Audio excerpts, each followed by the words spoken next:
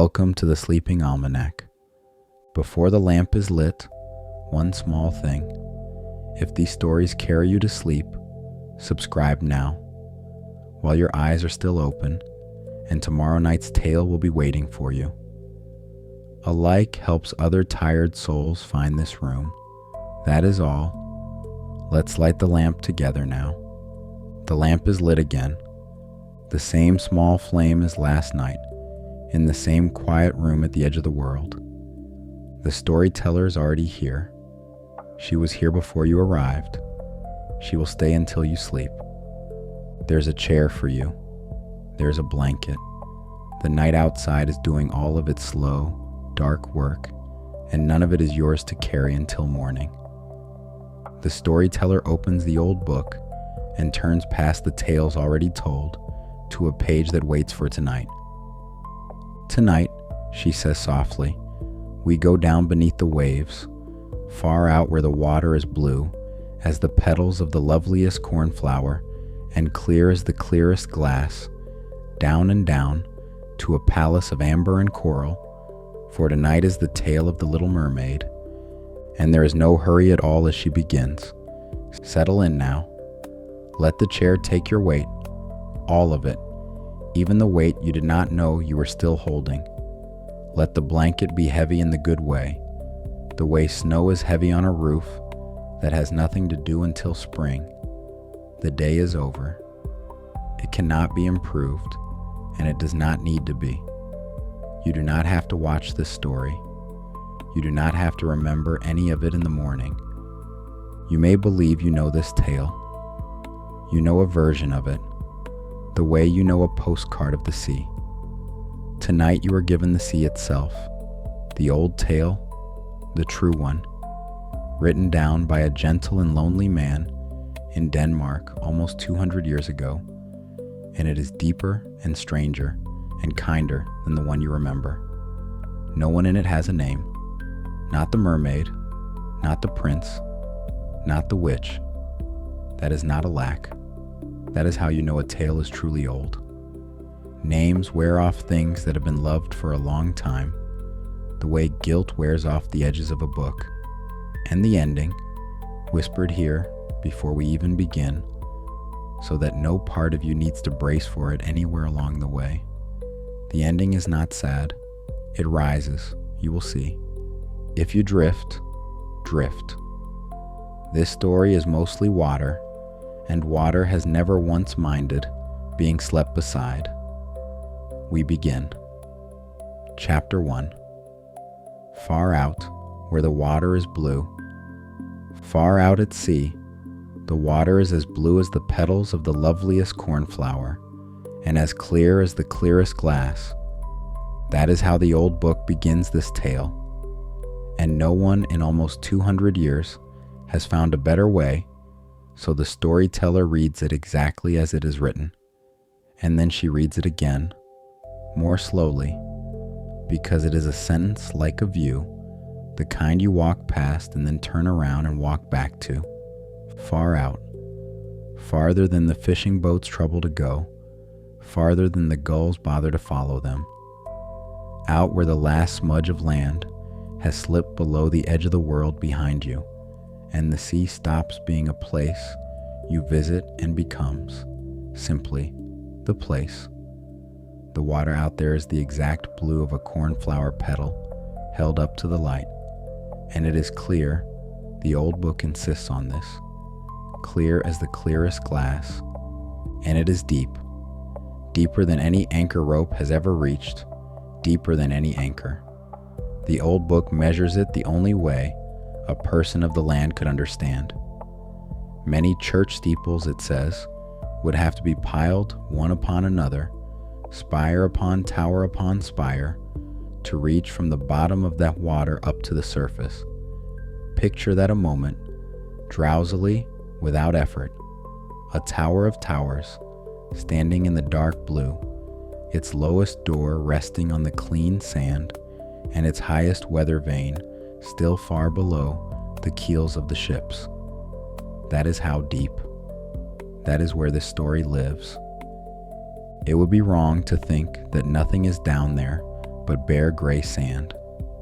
That is the first thing the old book once corrected, right at the start.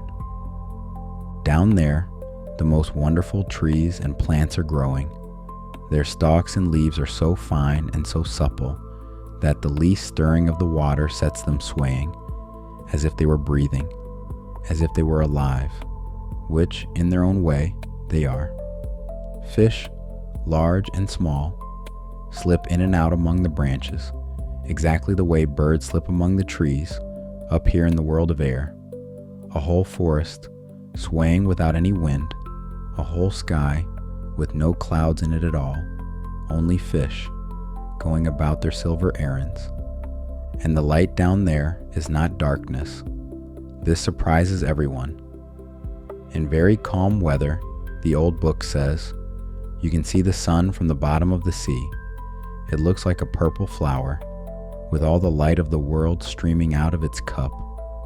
Day comes down softened, strained through fathom after fathom of blue, until it lies along the sea floor the way light lies through the windows of some vast quiet chapel, and everything it touches is gentled by it.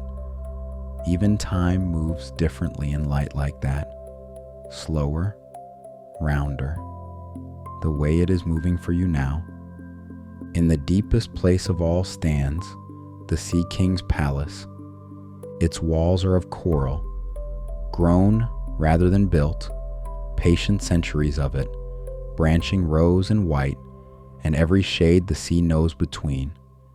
Its long pointed windows are of the clearest amber, so that all day the light inside is honey-colored, and everything in those halls, faces, hair, the drifting hems of garments, is warmed by it, the way lamplight warms a winter room.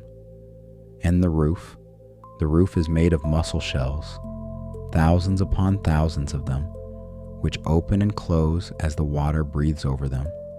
In every open shell lies a shining pearl, any single one of which would be the chief glory of a queen's crown up in the world of air. The whole roof glimmers, opening, closing, opening. A roof that is also a treasury, a roof that is also, in its slow way, asleep. The Sea King, who lived in that palace, had been a widower for many years. His old mother kept house for him. She was a wise woman, and proud of her noble birth, and on her tail she wore 12 oysters, while the other great folk of the sea were allowed only 6.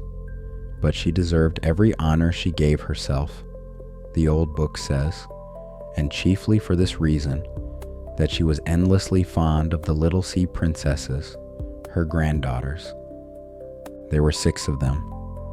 They were beautiful children, and the youngest was the most beautiful of them all. Her skin was as clear and delicate as a rose petal. Her eyes were as blue as the deepest sea. But like all the rest, like every one of her people, she had no feet. Her body ended in a fish's tail. Remember her. She is small now and quiet, the quietest of the 6. All this deep blue country, the amber windows and the pearl roof, and the swaying forests and the purple flower of the sun, all of it is her home. And of everyone in her family, she is the one who will love it most, and she is the one who will leave it. But that is far off yet, years and years off, and nothing hurries down there.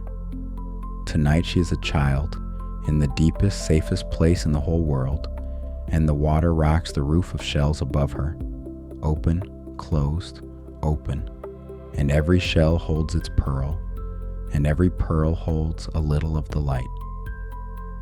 Chapter 2. 6 Small Gardens.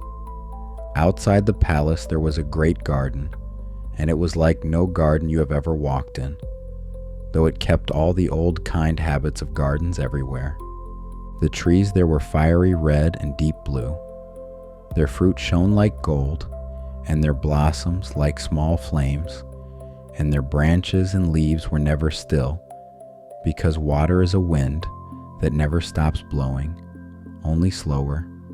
The ground was the finest sand, but blue, like the flame of burning sulfur, the old book says, a soft, strange blue over everything, and over everything, too, lay a wonderful shimmer of light, so that on the clearest days you might think yourself standing high up in the air, with only sky above you and sky below, instead of at the bottom of the sea.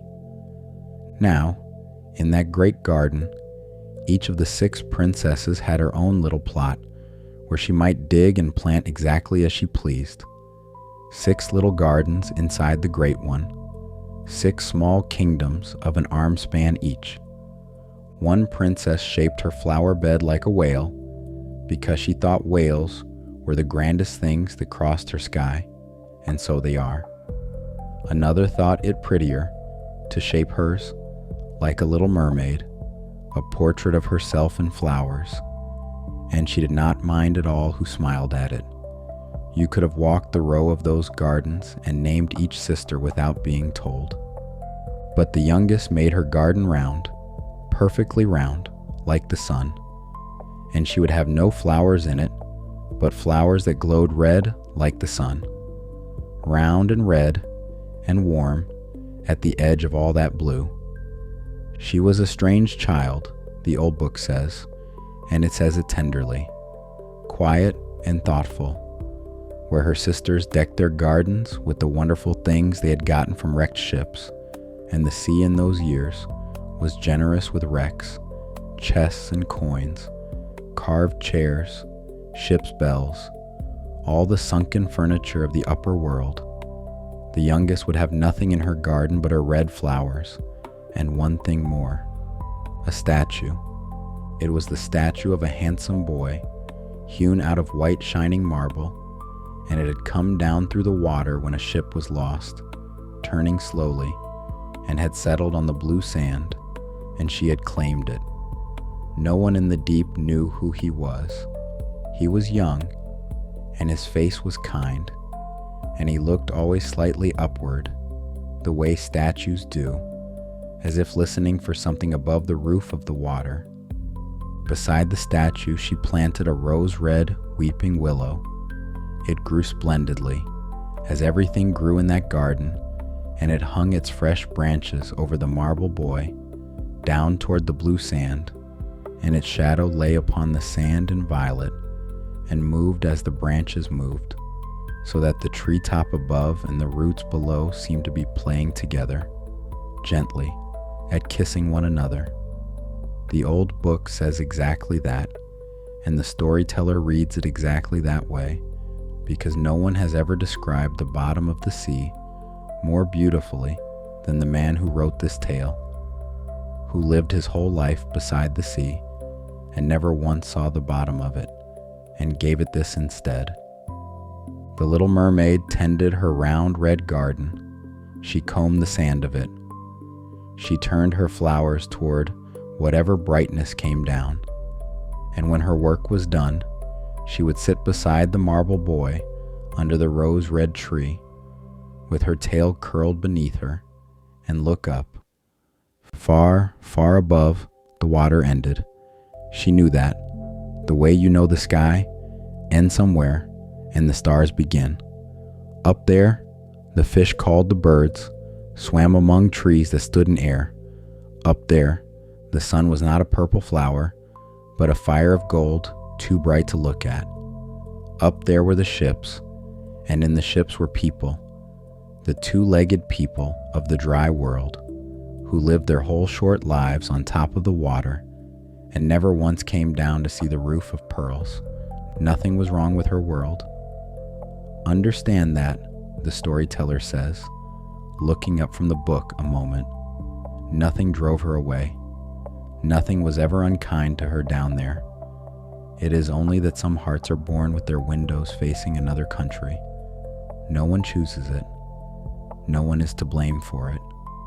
She was made with her face turned upward, that is all, the way her garden was shaped like the sun, which is not a thing that lives in the sea at all. And in the long amber afternoons, the little mermaid sat with the marble boy and the red flowers, and was quiet, and nobody minded, because every family keeps a chair by the window for its dreamer. Her greatest pleasure in all the world, the old book says, was to hear about the world of human beings up above. And for that, there was her grandmother. Chapter 3, Stories of the World Above. The old Queen Mother of the Sea knew more about the upper world than anyone in the palace, because she was old, and because in her long life she had risen many times to the surface and looked her fill, and because she was one of those grandmothers. They exist in every country, wet or dry, who keep everything they have ever seen arranged in stories, the way other people keep linen in a chest, folded, scented, ready. In the evenings, the 6 princesses would gather in her rooms, where the amber windows let in the last of the honey light, and the old lady would settle her 12 oysters comfortably and begin. Ships, she told them about. Not the undersides, which the princesses knew, the long dark keels sliding over the garden, but the tops of ships, the part the sea never sees from below. White sails stacked up into the wind like towers of laundry, ropes and patterns finer than any coral, and little people walking about on top, calling to one another in their air voices, which are rougher than sea voices, the grandmother said, but warm, like everything up there. She told them about towns. At night, she said, a town on a shore looks like 100 stars that have fallen in a heap and gone on burning, quite content. There is noise in a town, and rumbling, and bells in high towers that swing and sing. There is a smell of smoke and bread. The lights double themselves in the harbor water, which is the only piece of the sea that ever gets to live in a town, and is very proud of it. She told them about the forests, which are green, a green the deep sea does not own, and about the little birds that sing in them. And here, the old book keeps one of its most charming secrets, and the storyteller hands it to you now, softly, like something passed across a table at dusk. The grandmother called the birds fishes, the little fishes of the trees, she said, that swim in the air from branch to branch and sing. She said it that way on purpose, because her granddaughters had never seen a bird, and a new thing can only be carried into a mind on the back of a known thing. Every teacher who has ever lived has done this, every grandmother most of all. The flowers of the land, she told them, have a gift the flowers of the sea are missing. They pour out scent. You can close your eyes in a garden of the dry world, she said, and still be in the garden. The roses go on, telling you where they are, kindly, in the dark. A flower you could hear with your breath. The princesses thought about that a long time. And the sun up there is not a flower.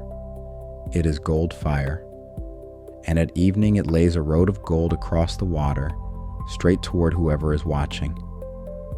That is the way of every world, she said. The wonders are wasted on the residents. When you have completed your 15th year, she told them, for this was the law of the Sea King's house, you shall have leave to rise up out of the water, and to sit on the rocks in the moonlight, and watch the great ship sailing by, and you shall see forests and towns. 15. The eldest sister would reach it first, of course, but they were each a year apart, one stair step of a sister after another, and so the youngest, the quiet one, had the longest of all to wait. 5 whole years. And if you have ever been the youngest of anything, you know the particular length of a year that stands between you and the thing your heart is set on. It is the longest measure of time there is. Ask any child in any world. But each sister promised the others to come back after her first day above and tell everything she had seen and everything she had thought most beautiful. For their grandmother's stories, rich as they were could never be enough. There is no story so good that it can stand in for the sky. Many an evening, the youngest stood at her open window of amber, looking up through the dark blue water, where the fish waved their fins and the currents turned over slowly in their sleep. She could see the moon and the stars from down there. They shone pale and looked much larger through the water than they looked to us. And when something like a black cloud slid slowly across them, she knew it was either a whale swimming over her or else a ship full of human beings. And the people on that ship never imagined, not one of them, that a lovely little mermaid stood far below in the dark, stretching her white hands up toward the keel. They sailed on and slept in their swaying beds and never knew they were loved from below. That is how this tale begins its real journey, the storyteller says, turning the page with a child at a window and 5 years to wait and a whole roof of water between her and the singing fishes of the trees. Chapter 4. 5 Sisters, 5 Evenings. The year came when the eldest princess turned 15 and rose. She went up through the water in the evening, as the law allowed, and the whole palace waited below, and the youngest waited hardest of all. And when the eldest came home, in the first blue of the deep sea morning, she had 100 things to tell. But the loveliest of all, she said, was this: to lie on a sandbank in the moonlight, in the quiet sea, and look at the great town on the coast. The lights twinkled there like 100 stars, come down to keep house together. There was music, and the noise and rattle of carriages, and voices, so many voices, all woven together into one warm sound. And above everything stood the towers, with their spires, and the church bells rang. And because she could not go into the town and be part of it, it was the town she longed after most of all. That is the way of first evenings. We long hardest for the room we cannot enter. The youngest listened to every word, and after that, when she stood of an evening at her open window, looking up through the dark blue water, she thought of the great town, and it seemed to her that she could hear the church bells ringing, faintly, all the way down where she was. It was not true, of course. It was only her heart, practicing. The next year, the second sister had leave to rise. She came up out of the water just as the sun was setting, and it was the sunset she never stopped talking about. The whole sky, she said, was gold, and the clouds, she could not say enough about the clouds. They sailed over her head, crimson and violet, great slow ships of color bound for nowhere. And swifter than the clouds, there flew across the water a flock of wild swans in one long white line, like a veil trailed over the sea, away toward where the sun stood burning. She swam toward it, toward the sun, wanting to reach it before it went, but it sank, and the rose color went out of the sky and off the face of the water, gently, the way a light goes when nobody blows it out, and the first stars opened, and she came home. The third sister was the boldest of them all, and the next year, when her evening came, she did the boldest thing. She swam up a broad river that ran into the sea, fresh water, running the wrong way, full of the taste of land. She saw green hills covered with vines, and castles and farms looking out through the woods, and she heard how all the birds sang, the little fishes of the trees, singing till the whole warm air rippled with it. The sun was hot on her head. She had never been warm on top before. In a little cove, she came upon a crowd of human children, splashing about in the water, quite naked and shining, and she wanted to play with them. But they fled from her in fright, as though she were something to be afraid of. which she found very strange and a little sad, and then a small black animal came down to the water and made a sound at her that no sea creature has ever made. It was a dog. She'd never seen a dog. It barked so terribly that she turned for the open sea, then and there, but she never could forget the green hills and the singing in the trees and the beautiful children who could swim, although they had no fish tails at all. The fourth sister was not so daring, and her way of being wise was to stay far out in the wildest part of the open ocean, and it was she who came home saying that the open ocean was precisely the loveliest place.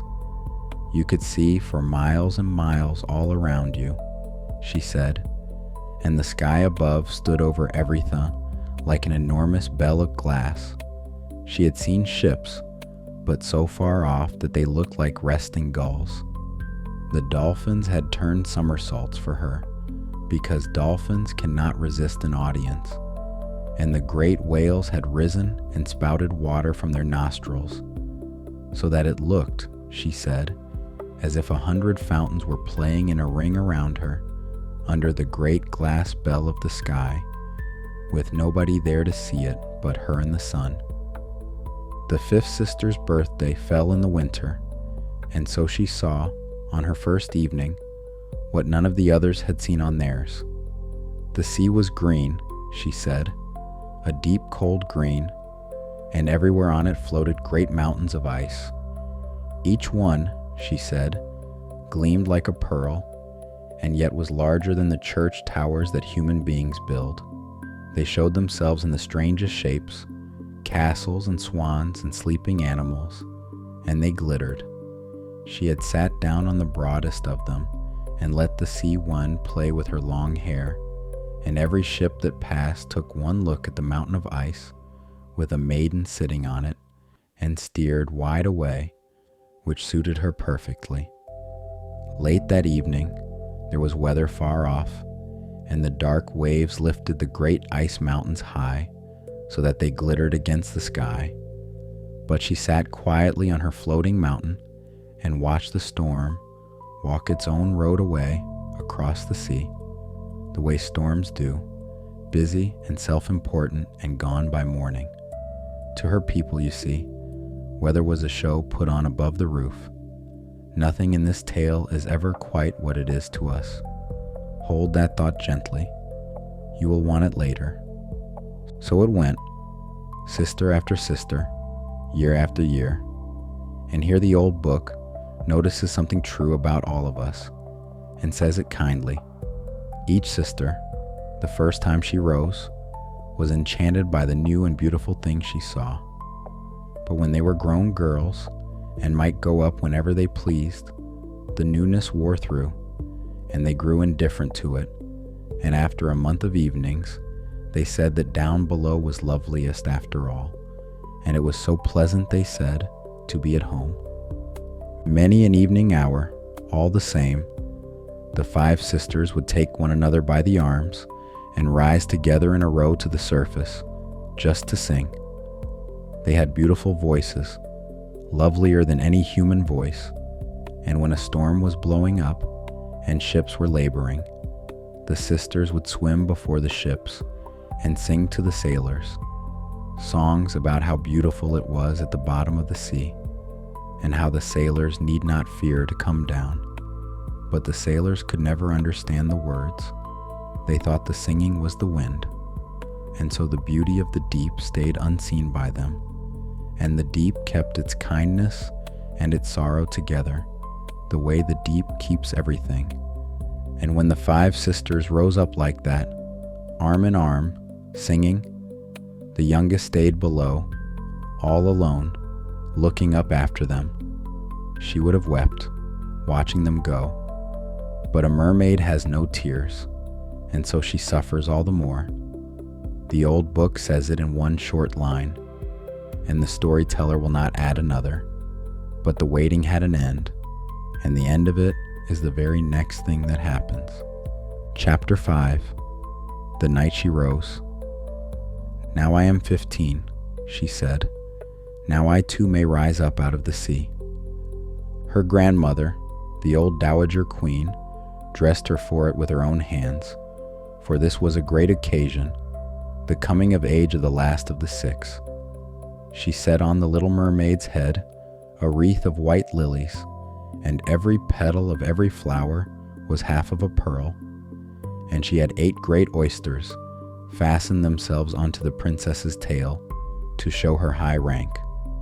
"But they pinch so," said the little mermaid. "Yes," said the grandmother, "pride must put up with a little pinching. The old book means us to smile there, and we do." The little mermaid would gladly have shaken off all that grandeur and laid aside the heavy wreath. Her own red flowers from her own round garden would have suited her better. But she did not dare, because grandmothers are a weather of their own, and so she wore her pearls and her pinching oysters and said farewell. Up she went, past the roof of shells, past the swaying forest where the fish turned to watch her go, up through water that turned from deep blue to green gold, growing warmer and brighter, light and clear as a rising bubble, until at last she put her head up out of the sea. The sun had just gone down as she lifted her head above the waves. That was the first thing she ever saw of the upper world with her own eyes, the afterlight of a sunset. The clouds still shone like roses and gold, and up in the pale pink sky, the evening star stood, clear and beautiful, the first lamp of the night lit early. The air was mild and fresh on her face. The sea lay dead calm, without one ripple beyond her own. And near her on that calm sea lay a great ship with 3 tall masts. Only a single sail was set, for not a breath of wind stirred, and the sailors sat idle in the rigging and on the yards, easy as the singing fishes in the branches of a wood. There was music aboard and singing, and as the evening darkened, hundreds of colored lanterns were lit along the rails and up among the ropes, so many and so bright that it looked as if the flags of all the nations of the world were waving in the air. It was the loveliest thing she had ever seen, and she had grown up under a roof of pearls. The little mermaid swam close, right up to the cabin window, and every time the low swell lifted her, she could see in through the clear panes. There were many finely dressed people within, but the handsomest of them all was a young prince with large coal-black eyes. He was 16 years old, or not much more. It was his birthday. That was the reason for all the splendor, the music and the lanterns and the singing. And when the young prince came out on the deck, where the sailors were dancing, more than 100 rockets went up into the sky all at once, and broke and turned the night as bright as day. The little mermaid was so frightened that she dove straight down under the water. It was her first fireworks after all, and even the bravest of us was frightened by our first. But she soon put her head up again, and then it looked to her as if all the stars of heaven were falling down to her, gently, in showers of gold and green and rose, and great fiery suns wheeled and spun, and fish of fire swam in the blue air, and all of it doubled itself in the clear, still sea below, so that the whole world, above and beneath, was light. She had never imagined that human beings, the short-lived people of the dry world, kept festivals like this and burned little suns for joy, just because someone they loved had been alive for 16 years. On the ship itself, it was so bright that you could see every rope and every face, and how much more the face she watched. The young prince stood among the light laughing, shaking hands with his people, smiling, while the music went out over the lovely night sea. It grew late, but the little mermaid could not turn her eyes away from the ship or from the beautiful prince. The colored lanterns were put out one by one. No more rockets rose. The music fell quiet, and the sea began, very softly at first, to move. The little mermaid stayed. She rocked on the swell by the cabin window, waiting for nothing, wanting nothing, only looking, the way you look at a lit house across a field at night and feel, without one reason, that you belong to it.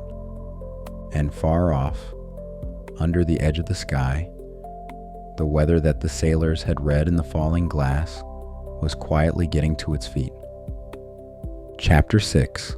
The Storm and the Shore. The sea got up in the night. The storyteller tells this part the way the old sailors told weather, plainly, with respect, without one word of fright. The swell grew longer, then taller. The wind found the ship and leaned on it.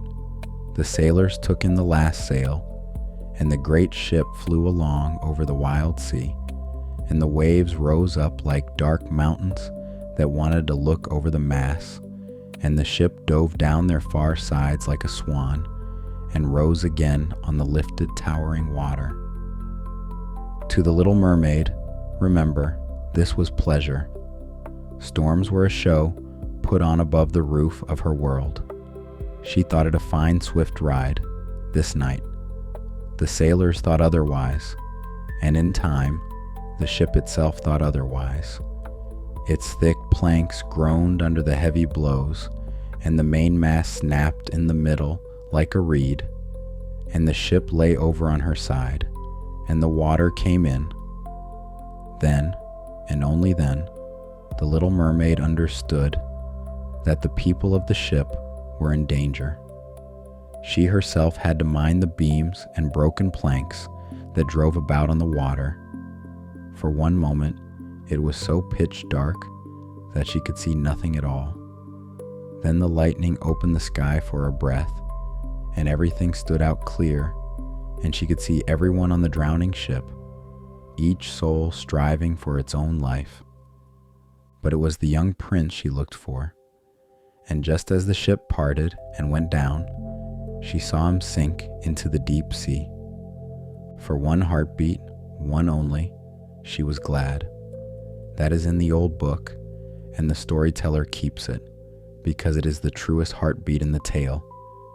He is coming down to me, she thought, down to my country, to the amber windows and the gardens. And then she remembered what her grandmother had taught them all.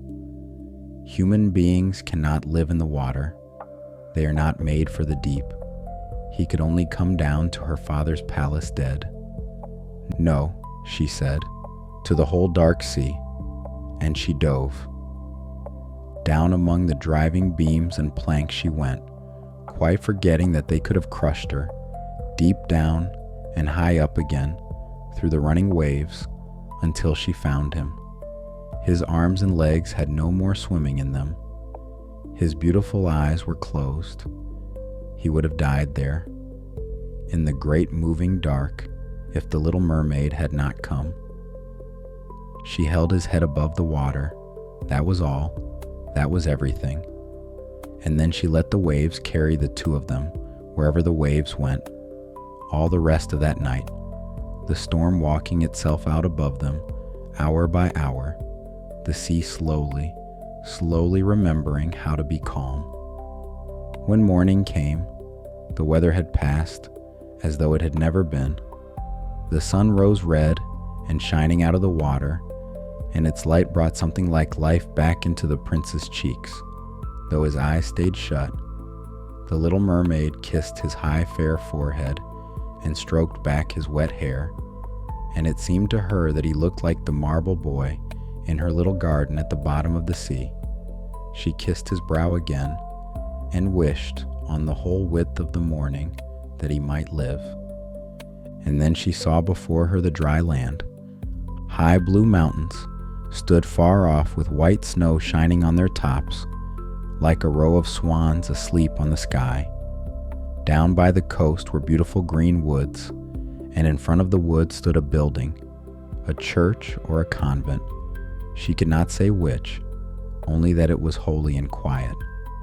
Lemon trees and orange trees grew in its garden, and before its gate stood tall palm trees. The sea had made a little bay there, still as glass and very deep, that ran into a cliff where fine white sand had gathered. There she swam with the beautiful prince and laid him on the sand, taking care that his head rested high in the warmth of the sun. The bells began to ring in the great white building, and a company of young girls came out through the garden. So the little mermaid swam a little way out behind some high stones that stood up from the water, and covered her hair and her shoulders with sea foam, so that no one could see her small face, and watched to see who would come to the poor prince. It was not long before a young girl came upon him. She seemed frightened, but only for a moment, and then she fetched the others, and the little mermaid watched as the prince came back to himself and smiled at everyone around him. But he did not send a smile out to sea. He did not know she was there. He did not know it was she who had carried him through the whole of the night. And when he was led away, up toward the white building among the lemon trees, the little mermaid felt a sorrow she had no name for, because it was her first, and she dove down under the water and came home to her father's palace, quiet, quieter than she had ever been, and she had always been the quiet one. Her sisters asked what she had seen on her first evening above. Nothing, she said. Nothing they could make her tell. Many an evening, and many a morning after that, she rose again to the place where she had left him. She watched the fruits of the garden ripen and be gathered. She watched the snow melt off the high mountains, but the prince she never saw, and so she always turned home, each time a little sadder, down to her round garden. She let the garden go a little wild that year, the old book says.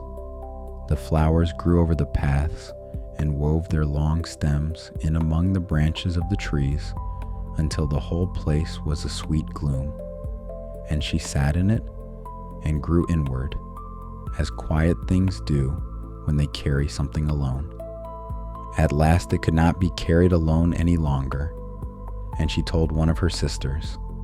And so, in the way of sisters in every world, all the rest of them knew it within the day, but no one beyond them, except a few other mermaids, who told no one, except their own dearest friends. And it was one of those friends who knew who the prince was. She too had seen the birthday festival on the ship, and she knew where his kingdom lay and where his palace stood. "Come, little sister," said the princesses, and arm in arm, in one long row, they rose out of the sea together where the prince's palace stood, and showed it to her. It was built of a pale shining stone, with great flights of marble steps, and one of those flights went straight down into the sea. Splendid gilded domes lifted above the roof, and between the pillars that ran around the whole building stood marble statues that looked almost alive. Through the clear glass of the high windows, you could see into the noblest halls, hung with costly silk curtains and tapestries, and every wall covered with great paintings that were a pleasure just to glimpse. In the midst of the largest hall, a great fountain played, its jets springing high toward the glass dome of the ceiling, through which the sun shone down on the water and on the beautiful plants that grew in the wide basin. Now she knew where he lived, and now the nights of this tale changed their shape, and become, for a long while, a very gentle habit. Chapter 7. 300 Years. Evening after evening, while the amber windows went dim behind her, the little mermaid rose through the dark miles of water to the prince's palace. She swam nearer to the land than any of her sisters had ever dared. She went right up the narrow canal beneath the fine marble balcony that threw its long shadow across the water, and there she sat and watched the young prince, who believed himself all alone in the bright moonlight. She saw him many an evening, sailing with music in his splendid boat where the flags waved. She peeped out from among the green rushes, and if the wind caught her long silver veil of hair, whoever saw it took it for a swan spreading its wings and thought no more. She heard the fishermen, many a night as they lay out with their torches on the water, speaking so much good of the young prince, and it made her glad, down to the bottom of her quiet heart, that she had saved his life when he drifted half dead on the waves. And she thought of how his head had rested on her, and how heartily she had kissed his brow, and he knew nothing of it at all, and could not even dream of her. More and more she came to love human beings. More and more she wished she could rise and walk about among them. Their world, it seemed to her, was far larger than her own. They could fly over the sea in ships, and climb the high mountains above the clouds, and the lands they owned rolled on in woods and fields, farther than her eyes could follow. There was so much she wanted to know, and her sisters could not answer the half of it. So she asked her old grandmother, who knew the upper world well. If human beings are not drowned, the little mermaid asked, can they live forever? Do they not die, as we die down here in the sea? Yes, said the old lady, they must die too, and their lifetime is even shorter than ours. We can live to be 300 years old, but when we cease to be, we become only foam on the water, and we do not have so much as a grave down here among our dear ones. We have no immortal soul. We never live again. We are like the green rushes. Once they are cut, they cannot grow green anymore. But human beings have a soul that lives forever, that lives on after the body has become earth. It rises up through the clear air, up to all the shining stars. As we rise out of the water to see the lands of the earth, so they rise up to beautiful places unknown, which we shall never see. Why did we not get an immortal soul? Said the little mermaid, sorrowfully. I would give all the hundreds of years I have to live to be a human being only for one day, and afterward to have a share in the heavenly world. You must not go thinking about that, said the grandmother. We are far happier and far better off than the human beings up there. Then I am to die, said the little mermaid, and float as foam upon the sea, and never hear the music of the waves again, or see the beautiful flowers, or the red sun. Is there nothing at all I can do to win an eternal soul? No, said the old lady. Only if a human being loved you so dearly that you were more to him than father and mother, if he clung to you with all his thought and all his love, and let the priest lay his right hand in yours with a promise of faithfulness here and in all eternity, then his soul would flow over into your body, and you too would have a share in the happiness of humankind. He would give you a soul and yet keep his own. But that can never happen. The very thing that is thought so beautiful here in the sea, your fish's tail, they think ugly up on the earth. They know no better. Up there, to be counted lovely, you must have two clumsy props, which they call legs. Then the little mermaid sighed and looked sadly at her fish's tail. Let us be glad, said the old lady. Let us leap and dance through the 300 years we have to live. It is surely long enough. After that, one can rest in one's foam all the more contentedly. Tonight there is to be a court ball, and what a ball it was. Nothing like it is ever seen on the earth. The walls and the ceiling of the great dancing hall were of thick clear glass. Several hundred enormous shells, rose red and grass green, stood in rows on either side, each holding a blue burning flame, and the flames lit the whole hall and shone out through the glass walls, so that the sea outside was lit far and wide. You could see the countless fish, great and small, come swimming to the glass, some with scales gleaming purple and red, some like shining silver and gold. Through the middle of the hall flowed a broad living stream, and on it the mermen and mermaids danced to their own singing. No people of the land have voices so lovely, and the little mermaid sang most beautifully of them all. The whole court clapped their hands for her, and for a moment there was joy in her heart, full joy, because she knew that she had the loveliest voice of anyone, on the earth or in the sea. "Hold on to that," the storyteller says softly, marking the place with one finger. "The loveliest voice of anyone, anywhere. Remember, it was true."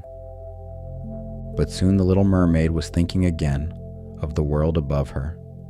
She could not forget the beautiful prince, nor her own sorrow at not having, as he had, an immortal soul.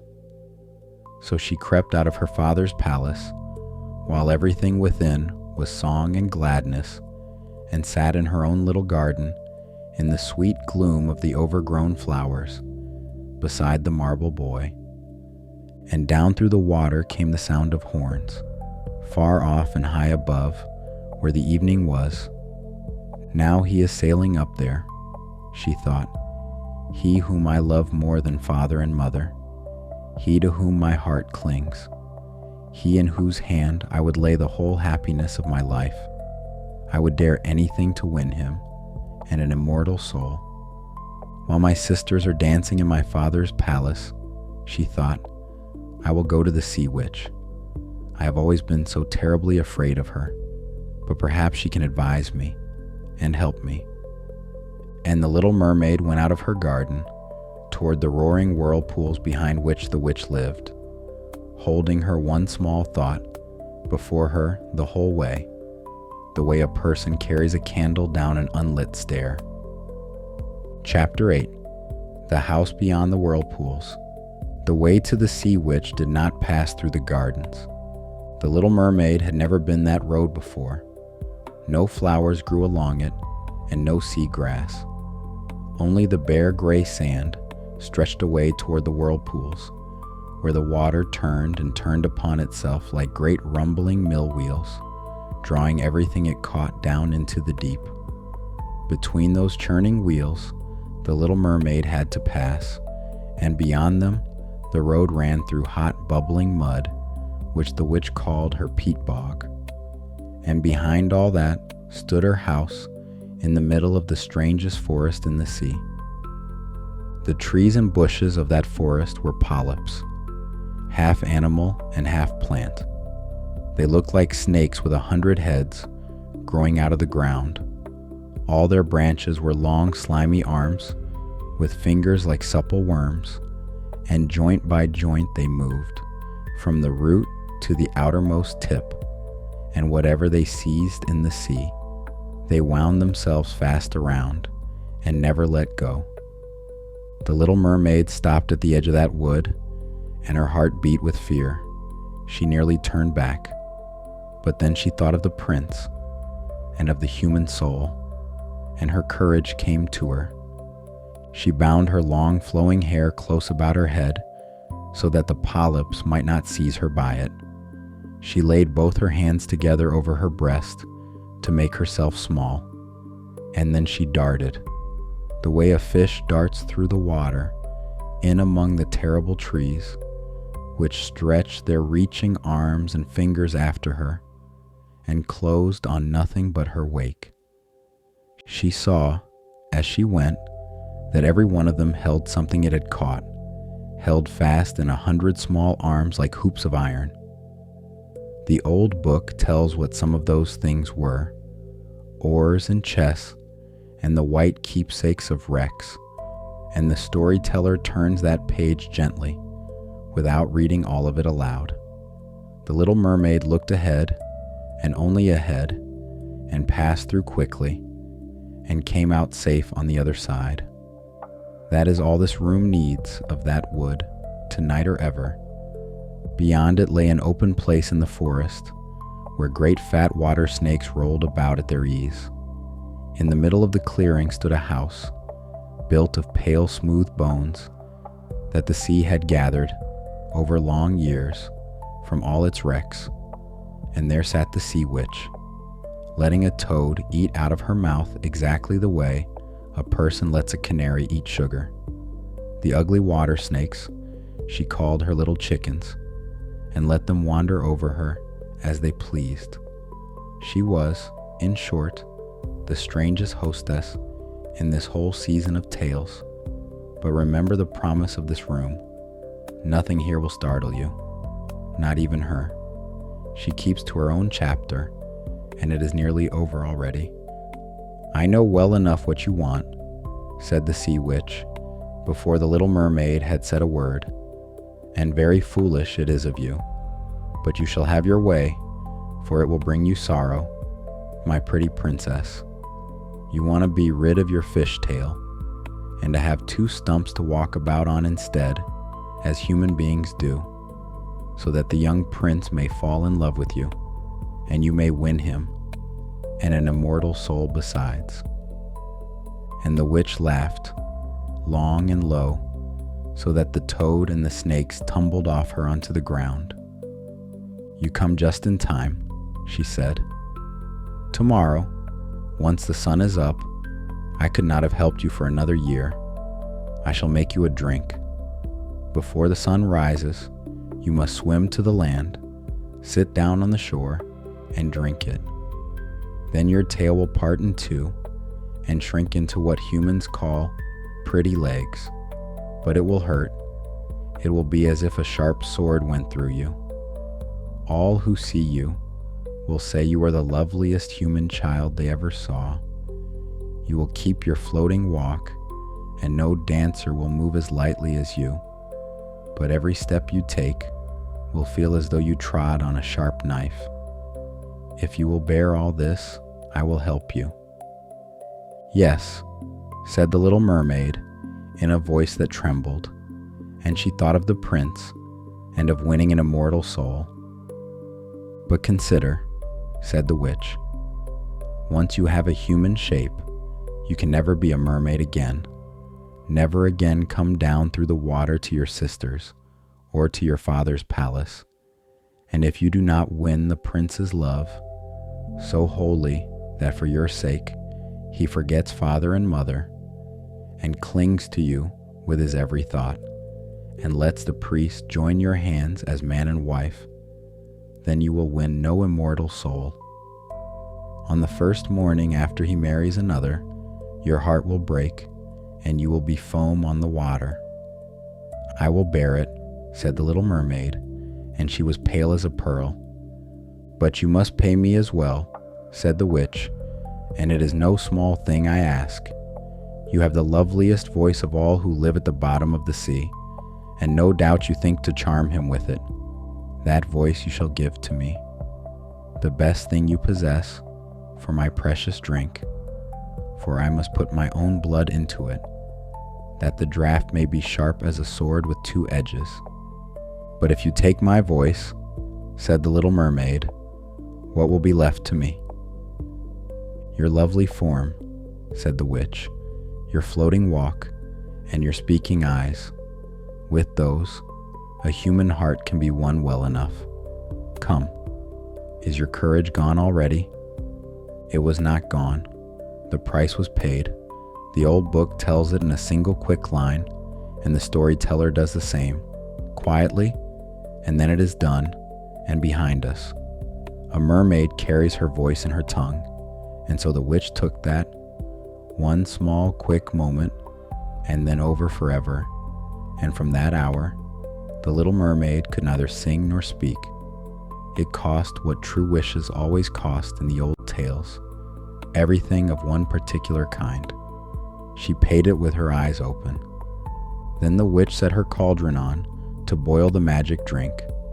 Cleanliness is a virtue, she said, and scoured the pot with the snakes, tied into a knot.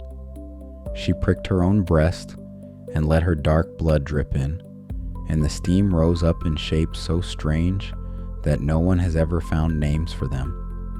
Every moment, the witch laid something new into the cauldron, and when the drink was ready at last, it was as clear as the clearest water. "There it is," said the witch, and gave it to her. And the little mermaid went back the way she had come, through the wood, over the bog, between the roaring wheels of the whirlpools. The polyps, when they saw what shone in her hand, like a glittering star, drew their arms and fingers in and shrank away from her, everyone, and she passed through untouched. She could see her father's palace. The lamps were all out in the great ballroom. Everyone within was asleep by now. She did not dare go in and look at them, now that she was voiceless and leaving them forever. It was as if her heart would break with sorrow. She stole into the garden instead and took one flower from each of her sister's little flower beds, 5 flowers, one for each sister, and blew 1,000 kisses from her hand toward the palace and rose up through the dark blue sea. Chapter 9. 2 White Feet. The sun was not yet up when she came to the prince's palace and drew herself onto the lowest of the noble marble steps, the flight that went down into the sea. The moon was still shining, clear and bright. The great building slept above her, all its windows dark, its statues keeping their patient watch between the pillars. The little mermaid sat on the cool marble, with the sea holding her tail for the last time, and she drank the sharp, burning draught down. It was as the witch had said, like a sword passing through her, and she fainted and lay as if dead on the steps while the sky grew pale. When the sun came up over the sea, she woke, and before her stood the beautiful young prince. He fixed his coal-black eyes on her, so that she cast down her own, and then she saw that her fish's tail was gone, and that she had the prettiest small white feet any girl could have. She had no clothing, so she wrapped herself in her long, thick hair and looked up at him. He asked who she was and how she had come there, and she could only look back at him, gently and sorrowfully, with her deep blue eyes, for speak she could not. He took her hand and led her up toward the palace, and every step she took was as the witch had foretold, as if she were treading on the points of needles and the blades of knives. She bore it gladly.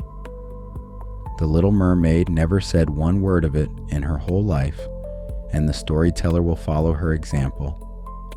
Hand in hand with the prince, she went up the marble steps, light as a rising bubble, and he and everyone who saw her marveled at her graceful floating walk.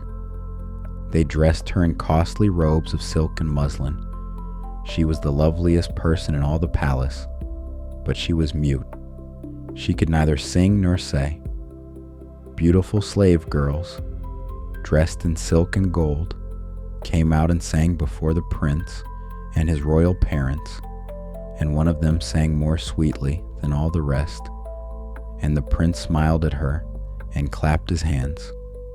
Then the little mermaid was sad inside, for she knew that she herself had sung far, far more sweetly once, and she thought, "Oh, if he only knew that I gave my voice away forever in order to be near him." Then the slave girls danced, graceful and gliding, to the noblest music, and the little mermaid raised her beautiful white arms and rose up on the tips of her toes and floated across the floor and danced as no one had ever danced. With every movement, her loveliness showed clearer, and her eyes said more, and set it deeper into the heart than all the singing of the slaves. Everyone was enchanted, and most of all the prince, who called her his little foundling, and she danced again and again. The prince said that she should stay with him always, and she was given leave to sleep outside his door on a velvet cushion. He had a page's suit made for her so that she might ride out with him on horseback.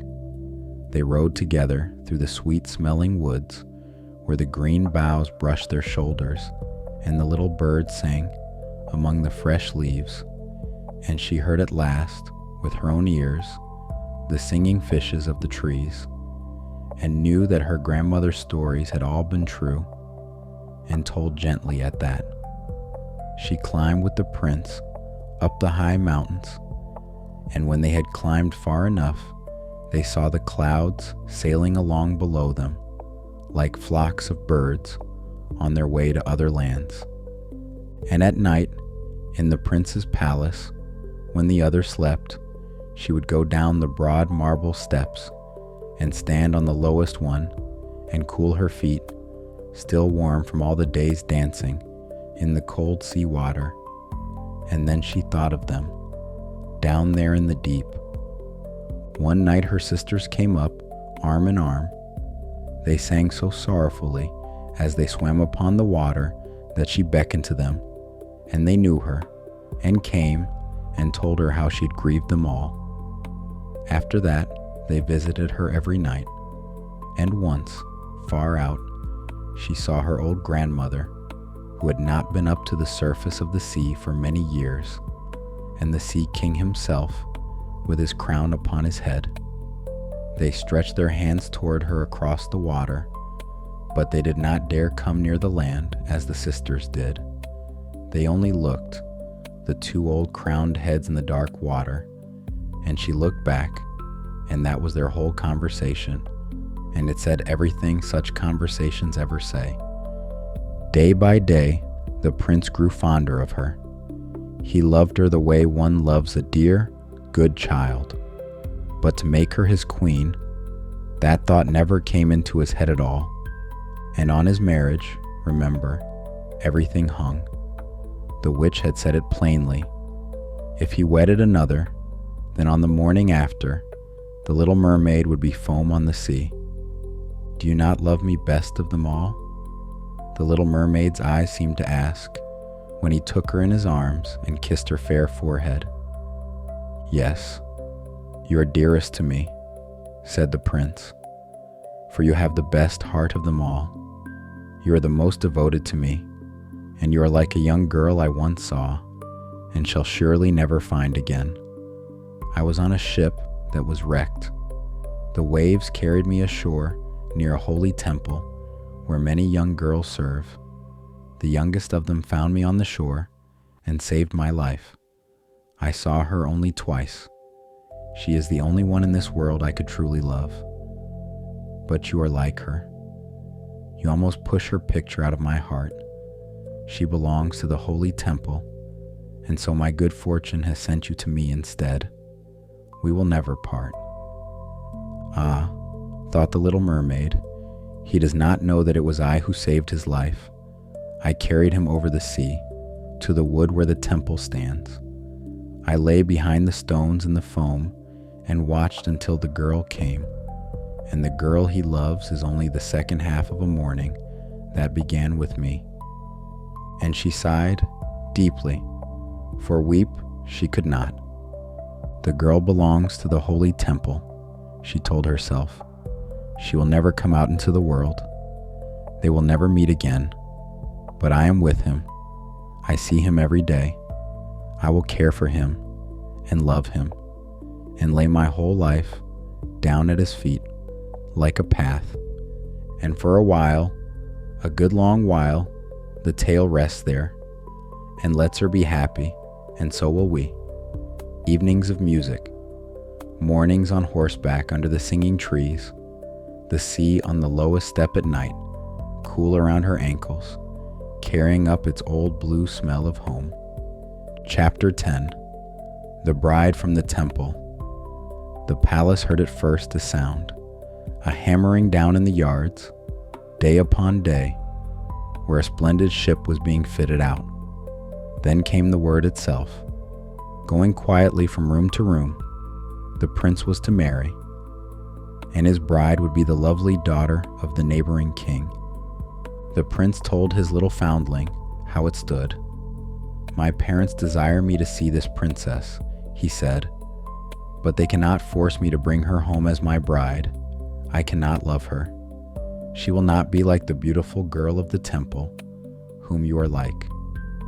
If I ever had to choose a bride, I would sooner choose you, my silent foundling with the speaking eyes."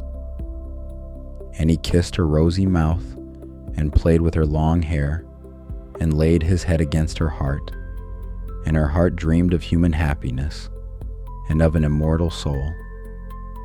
"You are not afraid of the sea, my quiet child," he said, when they stood together on the splendid ship, and he told her of storms and of calms, of the strange fishes of the deep, and of what the divers had seen down there. And she smiled at his telling, for she knew the bottom of the sea better than anyone who has ever stood on a deck. In the moonlit night, when everyone slept but the steersman at his wheel, she sat at the ship's rail and looked down through the clear water. She thought she could make out her father's palace far below, and her old grandmother standing on its highest tower, her silver crown on her head, gazing up through the moving currents at the ship's keel. Then her sisters came up out of the water and looked at her full of sorrow, wringing their white hands. She beckoned to them and smiled, and wanted to tell them that all was well with her, that she was happy. But a ship's boy came along the deck just then, and the sisters dove, and the boy believed the white he had seen was foam upon the water. Next morning, the ship came into the harbor of the neighboring king city. All the church bells rang. Trumpets sounded from the high towers, and the soldiers stood drawn up with waving banners and shining steel. Every day held a festival, but the princess herself had not yet arrived. She was being brought up far away in a holy temple, they said, learning all the royal virtues. The little mermaid stood eager to see her. And when she came, the little mermaid had to confess that she had never seen a lovelier being. Her skin was clear and delicate, and behind her long dark lashes smiled a pair of true dark blue eyes. "It is you," said the prince, "you, who saved me when I lay like one dead on the shore." And he caught his blushing bride in his arms. "Oh, I am too happy," he said to the little mermaid. "The best I ever dared hope has come true, and you will rejoice at my happiness, for you love me best of them all." And the little mermaid kissed his hand, and it seemed to her that her heart was breaking already, quietly, ahead of time. Here the storyteller lays her hand flat on the page a moment and looks up. Remember the promise. No ending in this room is a fall. What is coming is not what you fear. Rest and watch what the tale does.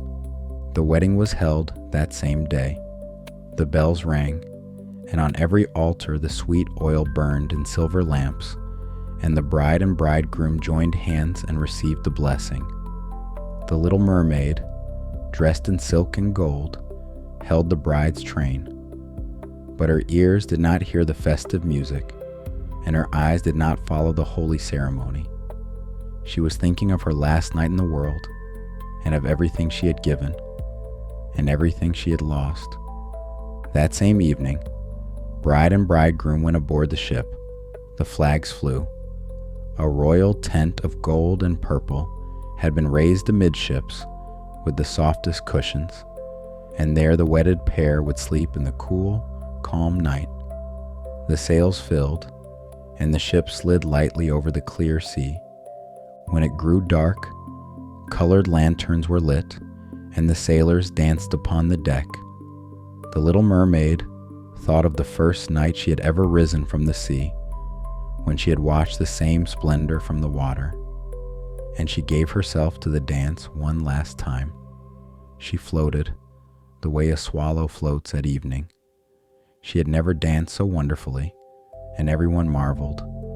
Her feet ached, and she scarcely noticed, for she was saying goodbye to him, to the lamps, to the sea wind, to all of it, in the only language she had left. Past midnight, the ship grew quiet. Only the steersman stood at his wheel. The little mermaid laid her white arms on the rail and turned her face to the east, where the sun would rise, and where, with its first ray, as she well knew, her life would end. Then she saw her sisters rise up out of the sea. They were pale as she was. Their long, beautiful hair no longer streamed on the wind. It had been cut off, every one of them. "We have given our hair to the witch," they said, "to buy her help, so that you need not die tonight. She has given us a knife. See it." What the witch asked, the storyteller says once, in the smallest voice this room owns, and then it is said forever. Before sunrise, the knife was for the prince, and if it was used, the little mermaid's tale would come back to her, and she could sink home with her sisters and live out her 300 years. "Hurry," they said. "One of you must die before the sun is up. Our old grandmother mourned so.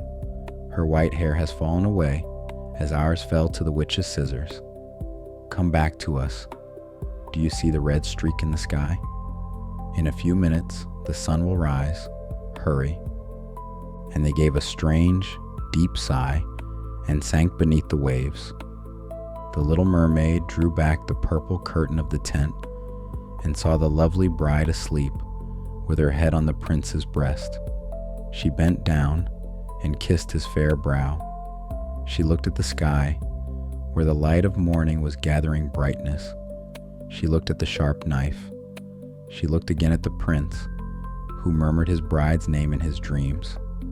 She alone was in his thoughts, that other she, and the knife trembled in the little mermaid's hand, and then she flung it, far out over the waves. The water shone where it fell, one moment of red gold, as if a drop of the sunrise had gone down early to wait, and the little mermaid looked once more at the prince, with eyes already half of another world, and let herself go from the ship's side, down into the sea, and felt her body loosen and become foam. And now the sun came up out of the sea. Its light fell, warm and mild, across the cold foam on the water, and the little mermaid felt nothing of death. Chapter 11. The Daughters of the Air. She saw the bright sun, and above her, in the air, there floated hundreds of beautiful transparent beings. She could see, straight through them, the white sails of the ship and the rose-colored clouds of morning. Their voices were pure melody, but so fine and so light that no human ear could hear them, just as no human eye could see them. They had no wings. They floated by their own lightness, the way scent floats, the way warmth floats. And the little mermaid saw that she had a body like theirs now, and that it was lifting, all by itself, higher and higher out of the foam. "To whom am I coming?" she said, and her voice, sounded like the voices of the others, a music so gentle that no instrument of the earth could play it. It had come back to her finer than it ever was. "To the daughters of the air," they answered. "A mermaid has no immortal soul, and can never win one, unless she gains the love of a human being. Her eternal life must be given her by another. The daughters of the air have no everlasting soul either, but they can make one for themselves by good deeds, gently done over long years. We fly to the hot countries, where the air lies heavy on the people, and we fan coolness over them. We spread the scent of flowers through the air, and carry refreshment and healing wherever we go. When we have striven for 300 years to do what good we can, then we receive an immortal soul and share in the eternal happiness of humankind. And you, poor little mermaid, you have striven with your whole heart for the same thing we strive for. You have suffered and endured and been lifted into the world of the spirits of the air. And now, by your own good deeds, you may make yourself an immortal soul, 300 years from tonight. And the little mermaid lifted her clear, bright arms up toward the sun, and for the first time in her whole life, she felt tears. They did not hurt. Nothing hurt anymore. Not her feet, which would never again touch any floor. Not her heart. A mermaid cannot weep, her people always said, and now she had everything her old world could not give. Lightness, morning, time, her voice, and tears when she needed them, which is its own quiet mercy. On the ship below there was life and noise again. She saw the prince and his beautiful bride beside him, searching the water for her. They gazed at the drifting foam so sorrowfully, as if they knew what she had done. Unseen, she kissed the bride's forehead. She smiled at the prince, one long smile with no sadness left in it. And then she rose with the other children of the air up onto the rose-colored cloud that went sailing through the sky. In 300 years, said one of her new sisters, we shall float like this into the kingdom of heaven, and we may come there even sooner, whispered another. Unseen, we float into the houses of human beings, wherever there are children, and for every day we find a good child, a child who makes his parents glad and deserves their love. Our time is made shorter. The child never knows when we fly through the room, and when we smile over it with joy, a whole year is taken from our 300. Think of that, says the storyteller, closing her eyes a moment. All the sleeping children of the world, breathing slowly, each one shortening some invisible sister's road to heaven just by being loved and worth the loving. You were such a child once. Some daughter of the air is nearer home tonight because of you, and never told you, and never will. And the little mermaid learned the new work quickly, because it was the work she had been doing all along, under another name, carrying what was heavy, cooling what was fevered, loving without being seen. She flew with her sisters to the hot lands, and fanned the sleepers there, and spread the smell of orange blossoms through open windows, and wherever she passed, the air behind her was kinder than the air before. Sometimes she crossed the sea she had come from, and always slowed there. Once, they say, she passed low over a sandbank, where 5 mermaids lay in the moonlight, their short hair growing long again, singing, and she sang one soft note down into their song, and they all looked up and saw nothing and smiled anyway. Chapter 12. Goodnight. And the lamp at the edge of morning. The night is deep now, even at the edge of everything. Far out at sea, the water is still as blue as the loveliest cornflower, and as clear as the clearest glass, and it is resting. The whole broad surface of it lifts and settles, like something breathing under a quilt of stars. Down below, at the bottom of everything, the Sea King's palace stands in the dark blue country, and the palace is asleep. The amber windows are dim and warm. The roof of mussel shells has closed for the night, every shell shut softly on its pearl, the whole treasury tucked in. In the great glass hall, the blue flames are out, and the fish that press their faces to the walls have drifted home into the swaying forests, fin by fin, the way lamps go out along a street. The gardens are asleep. The whale of flowers is asleep, and the mermaid of flowers beside it, and the round little garden that was shaped like the sun is kept blooming still. The sisters tend it now, in turns, one evening each. The red flowers ring the marble boy, who looks upward through all the fathoms, patient as ever. He was always looking toward where she went. Of everyone in the deep, he alone was never surprised. The old grandmother sleeps in her rooms, her 12 oysters set neatly by.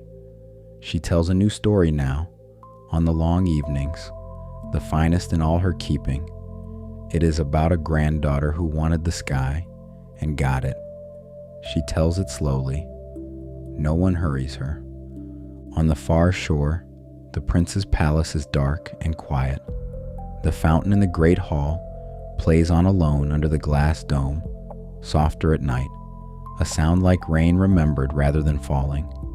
The prince sleeps, and his bride sleeps, and they are kind to each other all their days, and once a year, on a certain summer morning, they scatter flowers on the water for someone they loved without ever learning her name. The sea takes the flowers gently. The sea knows exactly whose they are, and the marble steps still walk down into the water, and all night the small waves come up the lowest step and back, up and back, the way a hand rests on the shoulder of a sleeping child. Nothing in this tale was lost, you see. It only moved higher, because above it all, in the mild high air where the last clouds are, the daughters of the air are going about the great slow night of the world, over the hot lands, fanning, over the gardens, carrying scent, over the roofs of every town that looks like 100 fallen stars. Over your roof, one of them, the youngest, with the loveliest voice in any world, pauses longest, where the windows are dark and someone inside is almost asleep. She is there now, for all anyone can say. The room you are lying in is full of air after all. Every room is. We live at the bottom of a sea of it, and lightness swims above us all night long, unseen, humming, wishing us well. Listen. The night is doing its slow, dark work. The waves lift and settle. The pearls sleep in their shells. The flame of the lamp leans and rights itself, small and gold at the edge of morning. The storyteller closes the book, but slowly, the way a door is closed on a sleeping house. The lamp is turned low. Whatever became of them after, they are safe now, and so are you. The lantern will be lit again. There are more tales in the old book than there are nights in a year. Good night.